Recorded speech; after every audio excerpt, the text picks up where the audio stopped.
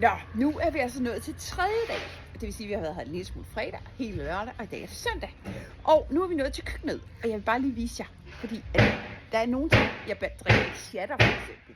Og der er også bare andre ting, jeg ikke lige gør, og det er blandt andet det der med køkkenet. Så det sætter jeg min mand til. Så det vil jeg bare lige vise jer nu.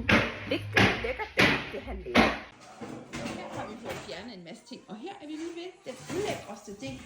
Og det er du god til, ikke også, René? Ja, det er god til. Ja. Og der er for eksempel lidt ulækkert der, der er lidt ulækkert der, der er lidt ulækkert der, der er lidt ulækkert der, der er lidt ulækkert der, der er lidt ulækkert der. Derovre bagved, der er der faktisk et kloak, hvor rotterne bor nede i. Det er lækkert. Ja, så det gør René, mens jeg så lige besluttede mig for at gå et andet sted hen og lave noget andet. Herude, der har brugt katte. Det har været sådan en kattevoliere, hvor der så er der kattelem i ind til køkkenet, bare lige så man ved det. Og så har de så kunne gå ud af, de har lige lagt lidt sten til dem, så de kan gå ud. Her der er der overdækning, så der har de jo også kunne lægge mange gode ting, hvis man lige manglede noget.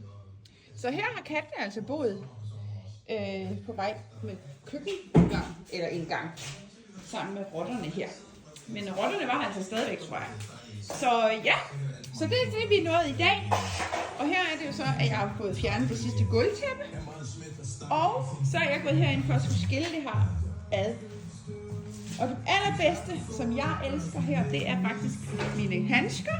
Og så har jeg en kost, som er min forlængede arm. Så det vil jeg gå i gang med nu. Og så min mand, han gør det derude i køkkenet. Det er meget bedre. Og jeg vil lige vise jer, at sådan her så køkkenet ud tidligere. Altså inden vi gik i gang. Kommer ind. Og et dejligt køkken. Der er også meget lækkert.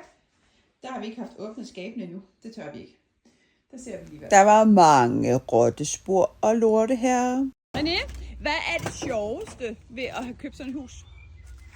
Det sjoveste? Ja, det ved jeg sgu ikke. Det sjoveste, det er vel, at man kan virkelig få det forvandlet fra skråt til slot. Godt svar. Ja.